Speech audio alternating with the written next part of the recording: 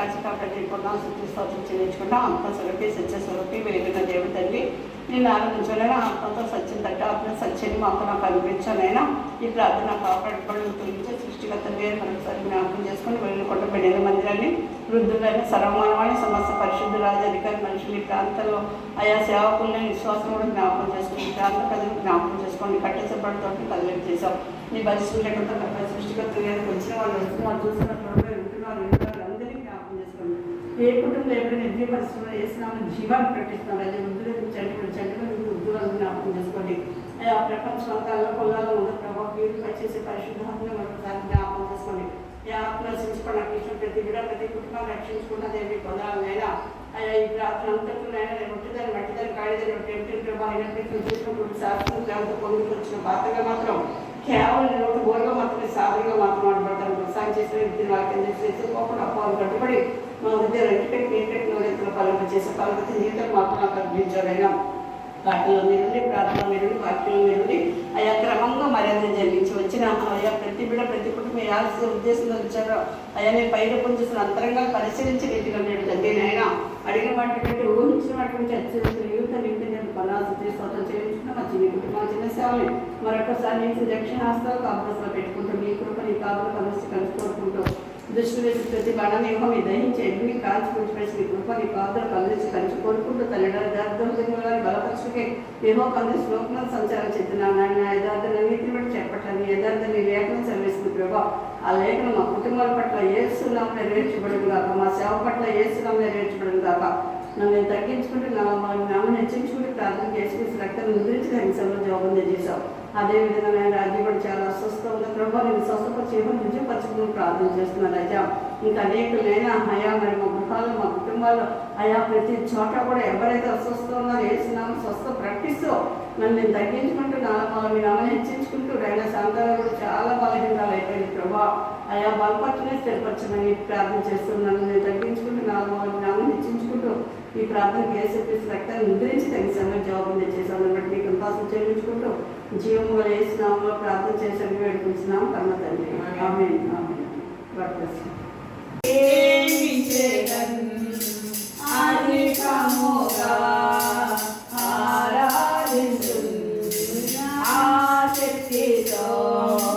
పూర్ణ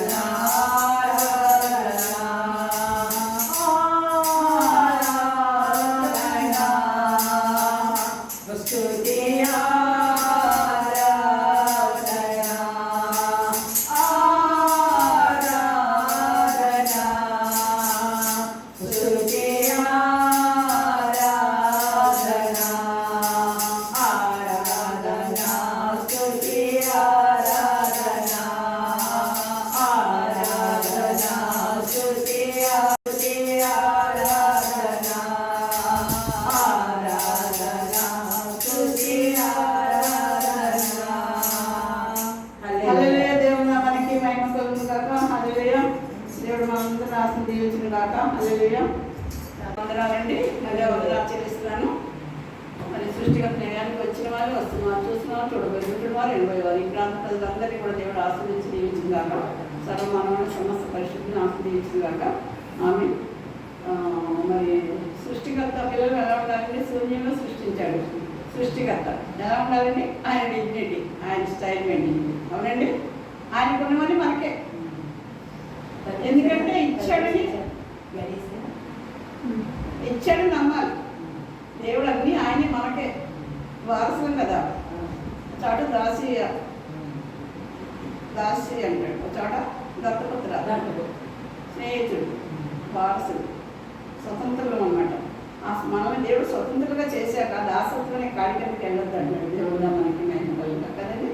మనం ఏం చేయాలి? దేవుడితో లైఫ్ పెడితే ఏం చేయాలి? ఎప్పటికప్పుడే స్పెండ్ చేస్తూ ఉండాలన్నమాట. అప్పుడు మనలో ఏముంటుందండి? ధ్యానం చేసుకోవాలి. మిషనరీ దేవుడు ఏంటి?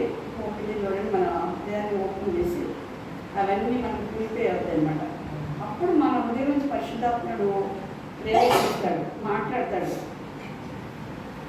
ఎవరు వస్తున్నా కూడా చిన్న సాక్ష్యం ఏంటంటే, చిన్న సాక్ష్యం ఏంటి? వాక్యం.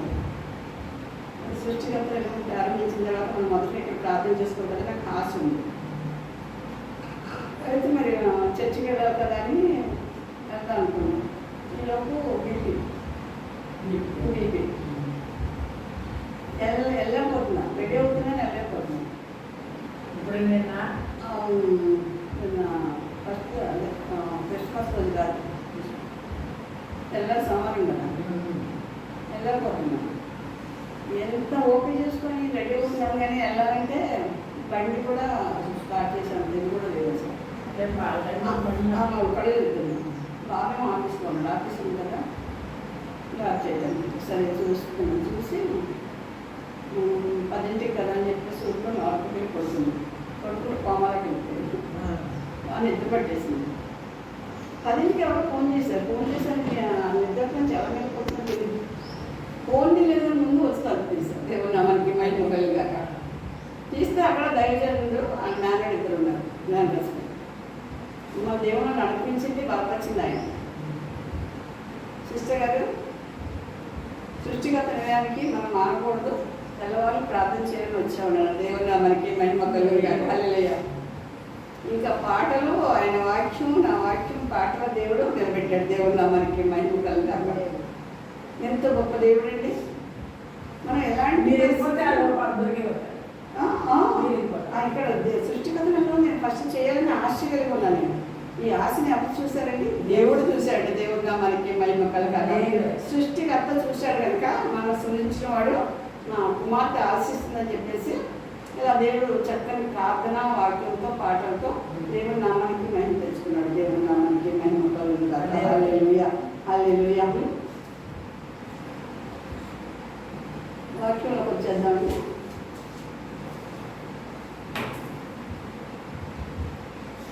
కీర్తన గ్రంథం 4వ అధ్యాయం 3వ వచనం చూడండి.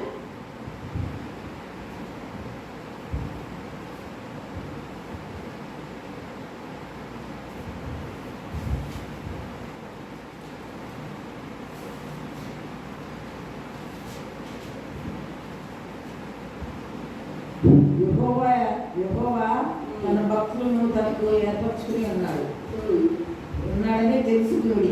చాలండి. దేవుని నామానికి మహిమ కలుగునుగా. అలాగే నేను యెహోవాకు మొరపెట్టగా ఆయన ఆలకించను కదండి. దేవుని నామానికి మహిమ కలుగున. దేవుడి పరిశుద్ధాత్మను ఆశ్రయించను కాక. ఎందుకంటే తన భక్తుల్ని, ప్రవక్తలు ఏం చేస్తాడంటే దేవుడు విడిచిపెట్టడు, అది ఎవరికి అప్పగించడు. ఆయన ఏం చేస్తాడండి? కేర్ తీసుకుంటాడు. ఆయన ఏర్పాటులో ఉన్న బిడ్డలు. అందుకని ఇక్కడ దేవుడు ఏమని మాట్లాడుతున్నాడు? ఎక్కువగా తన భక్తులను మనకు ఏర్పరచుకొని కొలుచున్నాడని తెలుసుకున్నాడు. నేను ఎక్కువకు మొరపెట్టగా ఆయన ఆలకించిన కీర్తన మన దావీదు భక్తులు మాట్లాడడం కింద కదండి. ఎంత గొప్ప సంగతి అండి.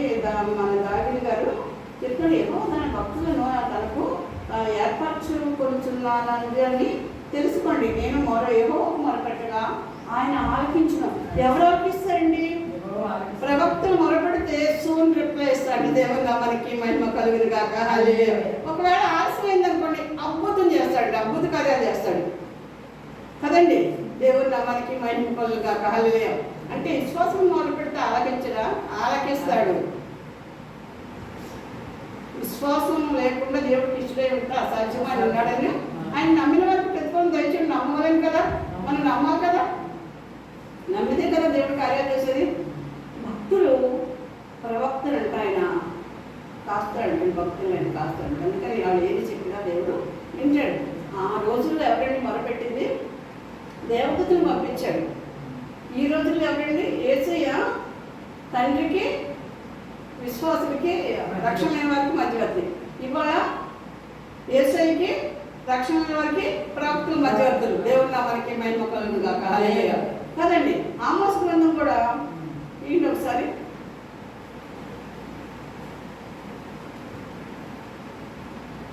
ఆమోసు 3:7 చూడు.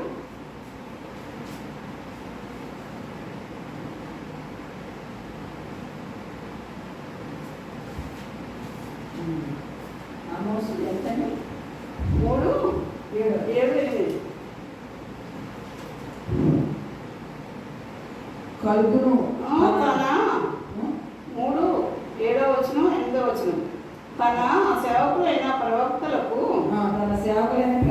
తాను సంకల్పించిన దానిని బయలుపరచకుండా ప్రభువైన యెహోవా ఏమీ చేయడు.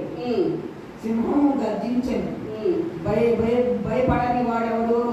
ప్రభువైన యెహోవా ఆజ్ఞ ఇచ్చున్నాడు, ప్రవచింపకుండా ఉండేవాడెవడు? ఆమేన్. ఏం చెప్తాను ఇక్కడ? ఏమని మాట్లాడుతున్నాడండి? తన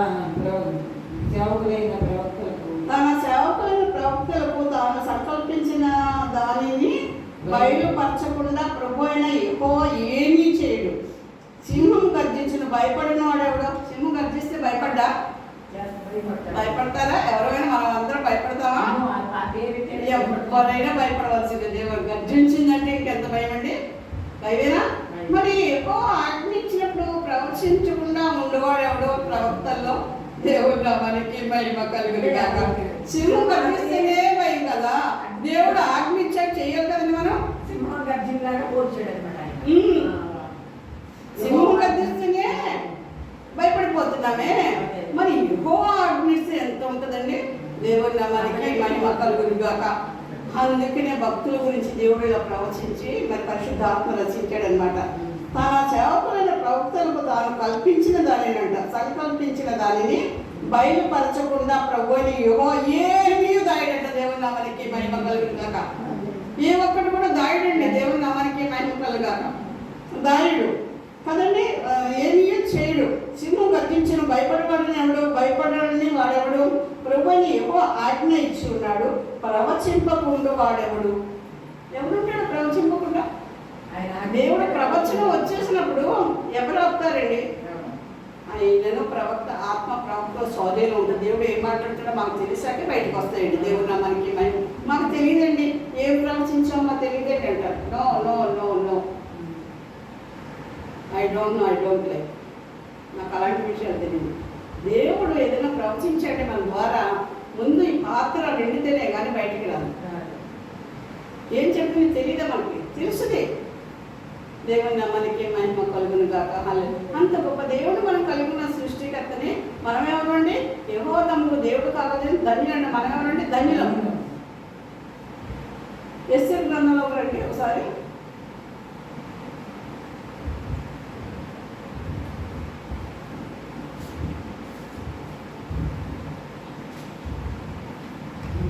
ఏడో అధ్యాయం చూడండి, 2వ వచనం చూడండి.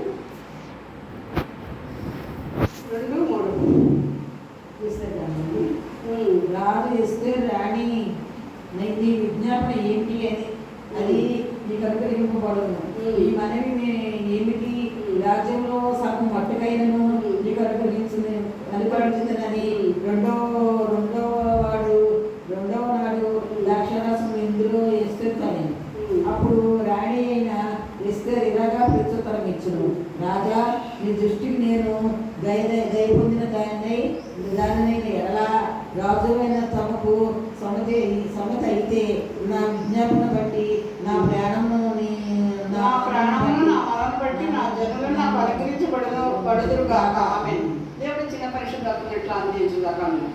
స్త్రీలు ఏం చేయాలంటే అంగలార్చాలి. ఆ అంగలార్ని దేవుడు నాక్షంగా మారుస్తాడు. ఇక్కడ రాజుగారు మాట్లాడినప్పుడు ఎంత దేవుడు జ్ఞానంతో మాట్లాడుతుంది చూడండి. ఎవరో వేస్తే మరి ఆడవాళ్ళు ఉంటే మరి ఎలా మాట్లాడండి? అంగలార్చే స్త్రీలు, రోదన పెట్టే స్త్రీలు కనుగొనమన్నాడు కదండి. ఈ అంగలార్పు నాక్షంగా మార్చే దేవుడు మన దేవుడు కదండి. సృష్టికర్త అంగలార్పు నాక్షంగా మారుస్తాడంటండి. కుటుంబ యజమాని గురించి, బిడ్డల గురించి కదండి, పిల్లల గురించి, మరి ప్రపంచాన్ని గురించి, యాజకుల గురించి, సువార్తికుల గురించి, మన ఉన్న ప్రాంతాల గురించి మనం ఏం చేయాలండి? ప్రార్థన విజ్ఞాపన చేయాలి దేవుడు కదండి. అప్పుడు ఎలా ఉంటుందండి? సుఖంగాను సౌఖ్యంగాను ఉంటుందా? నెమ్మదిగా ఉంటుందా? ఆ ప్రాంతం అంతా ఉంటుందా? ఈ ప్రాంతం అంతా ఉంటుంది కదండి. అలా మనం ఏం చేయాలండి? ఒక స్త్రీ ఉన్నామంటే మనం కొంతమంది అప్పుడే ఇద్దరు ఉంటున్నాను అంటే ఎక్కడ కూర్చుంటారో మధ్యన ఆత్మ సంచారం జరుగుతున్నాం వెంట దేవుడు.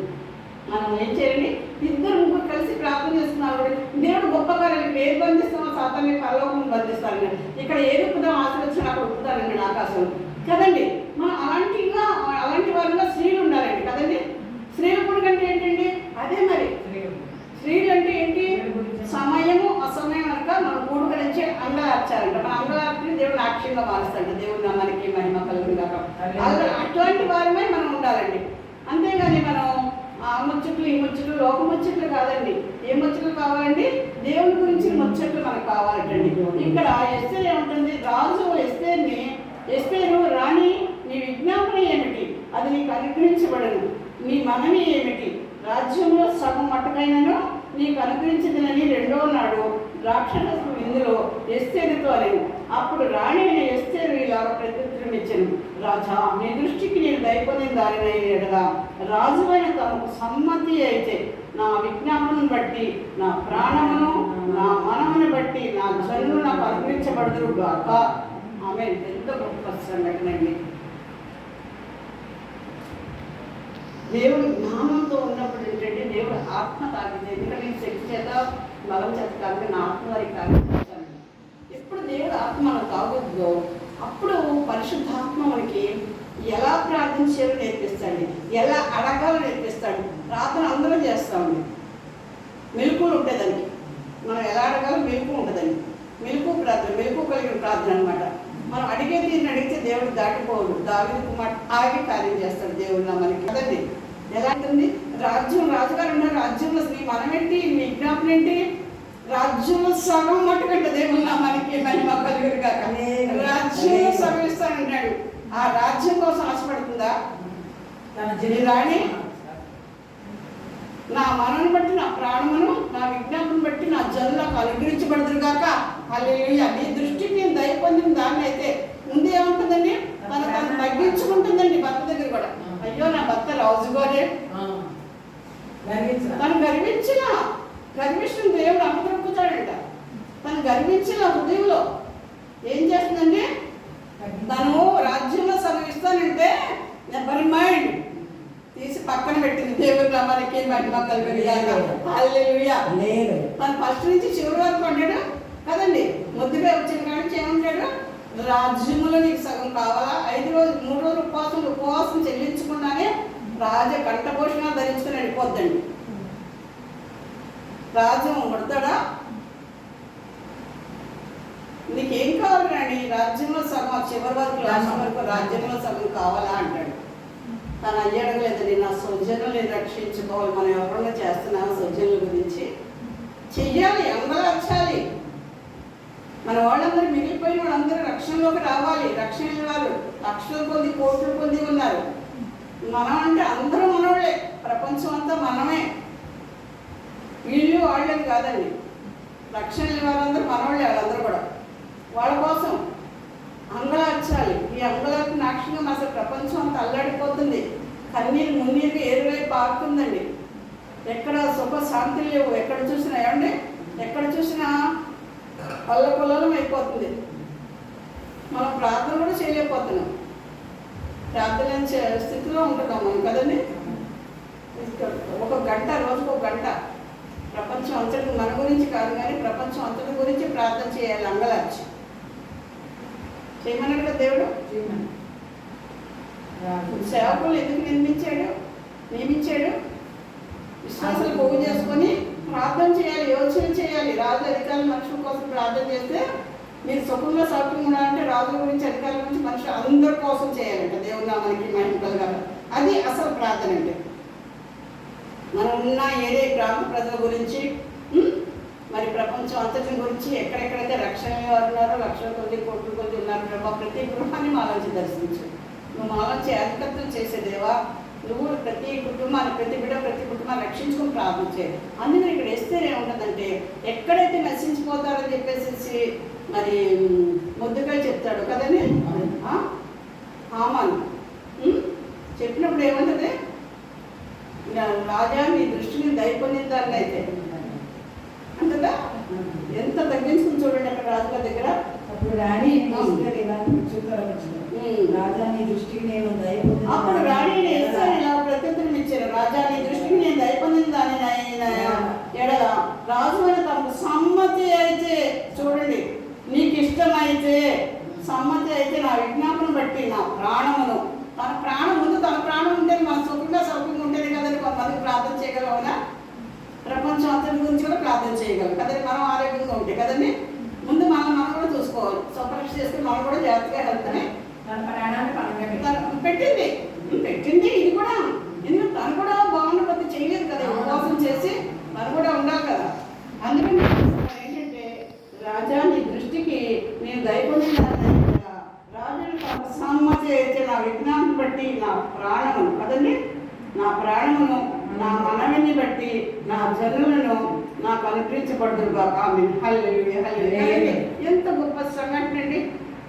ఎస్తేరు కానీ, మరి రూతు కానీ, రూతు గ్రంథం చూసారా, బెత్లెహేము మొదలుపెట్టి వెళ్ళిపోద్ది, అన్నీ కోల్పోద్ది, మళ్ళీ ఎక్కడికి వస్తుంది, యథాస్థానాలకు వచ్చేస్తుందా, బెత్లెహేము వస్తుందా, రొట్టె నీళ్ళు విడిచిపెట్టిందా, అక్కడెక్కడో ఏంటి సమృద్ధి ఉంటుంది, అక్కడ అది ఉంది, ఎక్కడ ఇది ఉంది, అక్కడ అలాగుంది. ఇక్కడ వదిలిపెట్టి మనం ఏం చేస్తాం, ఎక్కడో ఏదో ఉందనుకుంటాం కదండి. ఎక్కడా ఏముండదు, ప్రార్థన చేసిన దగ్గర అన్నీ ఉంటాయి, సమృద్ధి ఉంటుంది కదండి. ఎక్కడ ప్రార్థన ఎక్కువ జరుగుతుంటుందో అక్కడ సమృద్ధి దొరుకుతుంది. రొట్టెలు విరిచే ఇల్లు అవునంటారా. మరి రూతు, అందుకనే రూతు గ్రంథంలో మరి రూతు ఏమంది, నీ జనులే నా జనులు అందా, నిన్ను ఎవరు ఎడదీయలేదని చెప్పుద్ది. ఎందుకు, దేవుని ఆత్మ తీసుకెళ్ళి ఈ మనసు దగ్గర ఆ మనసు ఉంది, దేవుడు ఆత్మ ఉంది కనుక చెప్పగలిగింది. అత్తగారు నీ జనమే నా జనం. మరి అంత గొప్ప సంఘటన చూడండి. మరి స్త్రీలు, రాహేబేలు స్త్రీ కూడా ఏం చేసింది, ప్రభుత్వం దాచింది కదండి. దాచినప్పుడు ఏం చేశారండి, తన తండ్రింటి వారిని, తన్నింటిని ఎక్కడ ఉందండి, ఇస్రాయేల్ ప్రకారం మీద ఉందా, దేవుని నామానికి మహిమ కలుగునుగా. హల్లెలూయా. ఉందా? సమరయ స్త్రీ ఏం చేసిందండి, జీవజలం తాగిందా, దేవుడిచ్చి తాగిన తర్వాత నేను చేసిన చెప్పిన వాడు వచ్చాడు. ఒక్క సమరయ స్త్రీ కోసం వచ్చాడండి యేసయ్య. ఒక్క సమరయ స్త్రీ గురించి వచ్చి అలసిపోయింట, అక్కడ సుకారాన్ని బాబు దగ్గర అలసిపోయాడంట. ఆయన అలవడం ఏంటంటే, దేవుడు 100 దేవుడు 100 నరుడు కనుక నరుడుగా వచ్చాడు కనుక అలసిపోయాడండి దేవుడు. దేవుని మనకి మహిమ కలుగాక. ఎప్పుడైతే జీవజలం నేను ఇచ్చిన నీళ్లు తాగిన వాడు ఎప్పుడు దప్పుకోడు అంటాడు కదా. నేను చేసినని చెప్పిన వాడు వచ్చాడని చెప్పేసి మెసేజ్ వచ్చాడని ఊరంతా ఏం చేసి కదిలింప చేసేస్తున్నాడు దేవుడు ఆత్మ అవడొచ్చు కదండి. దేవుడు మనకి మహిమ కలుగాక. ఎంతమంది స్త్రీలు మనం ఉదాహరణ తీసుకోవాలండి. మనం ఏదైనా చేయాలంటే మనం ఏం చేయగలుగుతున్నప్పుడు మనం సపరేట్ చేసుకోవాలి, మనం సెల్ఫ్ కంట్రోల్ చేసుకుంటూ ఉండాలి. మన దేవుడికి ఏం చేయాలండి, ప్రార్థన చేయాలి, విజ్ఞాపన చేయాలి. మీరు సుఖంగా సౌఖ్యంగా ఉండాలంటే ఆ రాజు అధికారులు మనుషులందరి కోసం చేయాలంట కదండి. అలాగా జ్ఞానం, దేవుడు జ్ఞానంతో స్త్రీలు ఏం చేస్తారంటే కుటుంబాలు కట్టుకోవాలంట. మన మన మన ఊళ్ళని, మన పల్లెల్ని, మన పట్టణాలని, ప్రపంచం అంతటి కోసం మనం ఏం చేయాలి? ప్రార్థన, విజ్ఞాపన చేయాలన్నమాట. చేసినప్పుడు దేవుడు ఏం చేస్తాడు? ఆయన కళ దృష్టి కాపుదలించనమాట. రాజుగానే నీ దృష్టికి నేను దయపొందిన దాన్ని అయితే అంటారు. చూడండి, రాజు దృష్టికి దయపడుతుంది, దేవుడి దృష్టికి మనం ఎంత దయగా ఉండాలండి, దయ పొందాలి కదండి. మరి అలాంటి ప్రార్థన మనకు ఉండాలి కదా. ఉంటే కదా దేవుడు కార్యం చేస్తాడు. ఏం చేయాలి? ఫస్ట్ ఆయన ఆజ్ఞ కైకొనాలంటండి. ఆయన ఆజ్ఞ కైకుంటే మనకి ఏది ఇష్టమో అది అడగంటాడు. అప్పుడు అది నీకు అనుగ్రహించబడింది. మనం ప్రార్థన విజ్ఞాపనతోనే మనం చేయాలి. ఇప్పుడు శాంత గారు కూడా అంత బలహీనంగా, చాలా బలహీనంగా ఉన్నారు. అసలు క్యాటరింగ్ లక్ష్యం చూస్తే మరీ నీరసం అయిపోయిందమ్మా. ఇలాగా ఏంటంటే అక్కడక్కడ అందరూ బలహీనలు. ఎందుకంటే వాతావరణ సూచనలు ఎలా ఉన్నాయి? బాగాలేదు, చలిగాలి ఎక్కువ ఉంది కదా. మన వాతావరణం కోసం కూడా ప్రార్థన చేయాలి కదండి. బలహీన కాకుండా బలం పొందకుండా దేవుడి శక్తి ఉంటేనంటే సర్వోన్నత శక్తి మనం కమ్ముకుంటా. అందుకనే అంటాడు కదా, సర్వోన్నత శక్తి నేను కమ్ముకుంటుంది, నీకు పరిశుద్ధి పుడతాడు, దేవుడు కుమారుడు పడతాడు. దేవుని నామానికి మేము లోక 1:35 ఉంటుంది కదండి. సర్వోన్నత శక్తి మనం కమ్ముకుంటే చాలండి. దేవుడు మనకి ఏం కావాలండి? ఆయన బలాన్ని ఇస్తాడు, స్వస్థత వస్తుంది. మరి మనకి ఏం కావాలి? సమస్త ఈవులు సర్వోన్నత శక్తి మనం కమ్ముకుంటే మనం దేవుడికి అసాధ్యమైనది లేదు. మనకి సమస్తం అసాధ్యం కదండి. దేవుడికి సమస్తం సాధ్యం కనుక ఆయన ఇవ్వగలిగిన సమర్థుడండి. అందుకని ఎస్తేర్ రాణి ఏమడిగిందో అన్నీ కూడా ఆయన ద్వారా ఎవరి హృదయాన్ని తాకాడండి దేవుడు? రాజుగారి హృదయాన్ని దర్శించాడండి. దేవుని నామానికి మహిమ. మనం ఇక్కడ ప్రార్థన చేసి అమెరికాలో కార్యం జరగాలండి. దేవుని నామానికి మహిమ కాక ఇక్కడ ప్రార్థన చేసినప్పుడు ఆ గ్రేస్ జాన్ వాడు ఆ బావగారికి 2 పిల్లలు కొట్టుతున్నట్టు 2 అరటిపళ్ళు తీసి కద్ది బొట్టులోంచి నేను తీసి ఇచ్చానంట. ఆ కంప్యూటర్ చూపిస్తున్నప్పుడు 100 మంది చెప్పేస్తారు. ఆయన చెప్పంగా నేను అన్నాను, ఇలాగా పళ్ళు ఇలా ఇచ్చారని చెప్పేసి ఇలా పిల్లలు పుడతారని చెప్పారు అనమాట. అమ్మాయి అబ్బాయి ఇప్పుడు వాళ్ళని తెస్తున్నారు కదండి. దాది నాని అనుకుంటే మన ఫోటోలు ఎంచుకోవాలి. ఇక్కడ సౌకర్యం కాదు, మామూలుగానే పుట్టారు. మరి చూడండి, దేవుడు వాళ్ళు అమెరికాలో ఉన్నారు. ఎందుకు? తన ప్రవక్తల ఆత్మ, ప్రవక్త స్వాధీనం ఉంటుందంట. దేవుడు ఏం చూపించే కూడా, ఏం చేసేది కూడా చెప్తాడు దేవుడు అందరికీ కదండి. కొందరికి కాదు, అందరికీ దేవుడు యేసుక్రీస్తు అందరికీ ప్రభు, కొందరికి కాదు అందరికీ ప్రభు అండి. కానీ మనం ఏం చేయాలంటే అందరి కోసం కూడా మనం ప్రార్థన చేయాలి, విజ్ఞాపన చేయాలి మనం కదండి. రోదన పెట్టి అంగలార్చే స్త్రీలుగా ఉండాలన్నమాట. మన అంగలార్చిన దేవుడు నాక్షిగా మార్చే దేవుడే ఉన్నాడంట. దేవుడు నా మనకి మైండ్గా మీ కుమార్ కూడా ఎంతో అస్వస్థతో ఉంది. ఇంకా కొంచెం ఉంటే నడుస్తుంది, అసలు నడిపిస్తే నడుస్తుంది. కేర్ తీసుకోవట్లేదు ఇంకా నడిపించడానికి. అంతా చక్కగా అన్నీ లెగుస్తుంది, తీసుకుంటుంది, చేతులు కాడన్నీ చేస్తుంది. ఇంకా నడవడం ఒక్కటే కదా. నడుసు దేవుని నామానికి మహిమ కలుగు. అలాగ మనం ఎలా ఉండాలండి? అలా ఉండాలి. దేవుని నామానికి మహిమ కలుగును కాక. అయితే దేవుడు మరి రాజైన తను ఏం చేస్తాడంటే చక్కగా అన్నీ నీకు ఏం కావాలి? నీకు రాజ్యంలో సగం కావాలని అడిగి ప్రతి ఒక్కరు కూడా చేస్తాడు. చేసినప్పుడు అప్పుడు హామాన్ని ఏం చేస్తాడండి? వస్తాడు కదండి. ఏం అయినప్పుడు ఇందుకైకి మరి తిరిగి కూడా రాజ్యాన్ని అప్పగించడం జరుగుతుంది రాజు గారు కదండి. శాసనాలు మార్చేటాడు. దేవుని నామానికి మహిమ కలుగును కాక కదండి. అయితే 8వ వచనంలో ఉంటుందండి. 8 వచనంలో ఒకసారి, అయితే రాజు పేరిట వ్రాయబడిన రాజు ఉంగరముతో ముద్రింపబడిన తాకీదును ఏ మానవులను మార్చజాలడు. కాగా మీకు ఇష్టమైనట్లు మీరు రాజు అయినా నా పేరిట యూదుల పక్షమున తాకీదు వ్రాయించి రాజు ఉంగరముతో దాన్ని ముద్రించుడి. దేవుని నామానికి మహిమ కలుగును కాక. హల్లెలూయా. ఎంత గొప్ప సంఘటన అండి. రాజు శాసించాడు కదండి. ఎందుకంటే రాజు చేసింది సైన్యం అని మార్చడానికి శాసనాలు మార్చకూడదు. అయితే నేను నా ఉంగరం ఇస్తాను, నేను ముద్రించుకోండి, నా ఉంగరం ఇస్తాను, ముద్రించుకోండి, మీరే శాసనాలు మార్చేస్తాడంట దేవుడు కదండి. దేవుడు మనకి మహిమ కలుగును కాక. ఎందుకు? ప్రార్థన. ఇక్కడ ప్రార్థన చేసి 3 రోజులు ఉపవాసం ఉండి ప్రార్థనతో వెళ్ళింది కనుక అక్కడ రాజు హృదయాన్ని దర్శించాడు దేవుడు, మార్చేశాడంట. అలాగే కఠినాత్మ హృదయాన్ని కలగదీసేది వాడు ఎవడండి? దేవుడు. దుష్టులుగా ఉండటం దేవుడికి ఇష్టమా? ఇష్టం లేదు. అందుకని ఆత్మ నశించుకోవడం నాకు ఇష్టం లేదన్నాడు దేవుడు. ప్రతి ఆత్మను పట్టుకునేది ఆయనే. దేవుడు మనకి మహిమ కలుగును కాక. అందుకనే దేవుడు ఏమంటాడండి, దేవుడు ఆజ్ఞ ఎవరైతే కైకుంటారో ఆ మాట ఏమవుతుందండి, వదిలేదంట. నోహ కూడా 1:8 ఉంటుంది కదా ఆది కాండంలో. నోహ ఏం చేశాట, నోహతో అతనితో కూడా వాడున్న సమస్త జంతువులు సమస్త పశువులను జ్ఞాపకం చేసుకున్నాడు. నోహని అతనితో కూడా ఉన్న సమస్త జంతువులు సమస్త పశువులు ఎందుకు జ్ఞాపకం చేసుకున్నాడంటే, దేవుడు తన ఆజ్ఞ పాటించాడు. దేవుడు ఆజ్ఞకు లోబడ్డాడు కనుక, పాటించాడు కనుక ఏం చేశాడండి, ఆ రక్షణ వాళ్ళతో అంతా కలిసి 8 మంది కూడా ఉన్నారండి. అన్ని జాతుల పక్షులు కూడా 2 అందులోకి వెళ్ళినాయండి. అప్పుడు దేవుడు తలుపు గడేసి మళ్ళీ నీరంతా ఇంకిపోయిన తర్వాత ఏం చేశాడండి, తలుపు గడేసాడు. అప్పుడు ప్రార్థన ప్రారంభమైందండి. దేవుడు నామానికి మహిమ కలుగునుగా, హల్లెలూయా. అంత గొప్ప దేవుడు. అందుకని దేవుడు ఆజ్ఞ పాటించాలండి. దేవుడు ఏం చెప్తున్నాడో వినాలని, వినగలని, చెవిని గ్రహించగలని మనసు మనకు కావాలండి కదండి. అది ఉంటే చాలు. అందుకని 2-3 ఎక్కడైతే నా నామపడి కూడి ఉంటారో వాళ్ళ మధ్యన ఆత్మ సంచారం జరుగుతుంది. దేవుడు ఆత్మ సంచారం జరుగుతుంది. దేవుడు నామానికి మహిమ కలుగునుగా, హల్లెలూయా. అంత గొప్ప దేవుడు మనం కలుగును. మనం ఎవరండి, ధన్యులు. యెహోవాతో దేవుడు కావాలి జనులు ధన్యులు, మనం ధన్యులు అండి. దేవుడు నామానికి మహిమ కలుగుగా. దేవుడు చిన్న పరిశుద్ధ వాక్యం మనకి ప్రార్థన దీవించుగాక. ఆమేన్. హల్లెలూయా, హల్లెలూయా. చిన్న ప్రార్థన చేసేసుకుని, మహాపరిశుద్ధుడ మహావరుడ మహాచక్రవర్తి సర్వాధికారి సర్వాధికారి సర్వజ్ఞానైనా ఆయా వ్యక్తిని మాట్లాడి ప్రవేశిస్తూ పోరాడు మాంసాలు అంటుపెట్టి నీరు పెట్టి వెళ్తూ పలుకు చేశారు, పలుకం చేశారు. మాకు నాకు అనిపించాం. సృష్టికర్త తెలుసుకున్నారు, వస్తున్నారు, చూస్తున్నారు, చూడబోయి అందరికీ ప్రపంచ యావత్తునైనా ఆయా పీడిపై చేసే పరిశుద్ధాత్మ మరొకసారి జ్ఞాపకం చేసుకుని రాజు అధికారులు, మనుషుల అధికారుల ప్రధాన గురించి ఈ ప్రాంత ప్రజలు ప్రతి కుటుంబం ఎక్కువ కుటుంబం దాటిపోతుంది. దాన్ని పరిస్థితి రెక్కతో కప్పినైనా ఆయా కోడి తన పిల్లలు ఏ విధంగా తన రెక్కచాటు మధ్య వస్తున్నాయని సూచాడు, మరియు పరిశీలించుకుంటూ భద్రపరచడం చేసి అక్కడ వచ్చిన పిల్లలు ఏ వంశంతో వచ్చానైనా మీరు అడిగిన వాటికంటే ఊహించిన వాటికంటే మీ ఊరికి ఆయా ఇచ్చే దేవుడు కనుక తండ్రి వారి హృదయవాంక్షతో వచ్చి నీ కటాక్షాన్ని మా కుటుంబాలను సేవగా చేస్తున్నాం, నీ ఫేవరెట్ ఇచ్చేస్తున్నాను. ఆయన ఇచ్చిన వాక్యం సూపర్ బాగుంది. రెట్టుకట్టి నీరు కట్టి పరిచయండి. ఆయా సంఘంలో బలహీనంగా ఉన్నారు బిడ్డలు ప్రభా.